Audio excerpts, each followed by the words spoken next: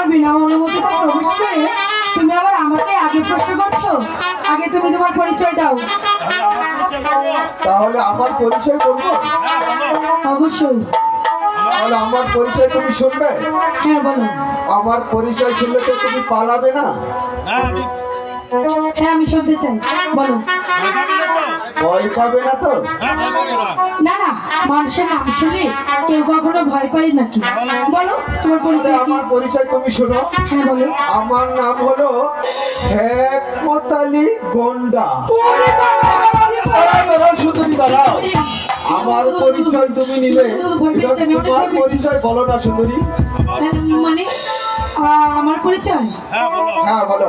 আমার পরিচয় কি দিতেই হবে? হ্যাঁ দাও। না বাবা থাক, আমি বাবা চাই। না না না না না, তুমি আমার পরিচয় নিলে তোমার পরিচয় দিবে না। আচ্ছা ঠিক আছে, পরিচয় দিচ্ছি। তুমি কি কখনো অজয় রাজ্যের নাম শুনেছো? হ্যাঁ শুনেছি। আমি হচ্ছি সেই অজয় রাজ্যের অজয় রাজার একমাত্র কন্যা। যেও না যেও না যেও না রে বন্ধুরা, যেও না যেও না যেও না রে বন্ধুরা, বলো না যাই যাই বলো না যাই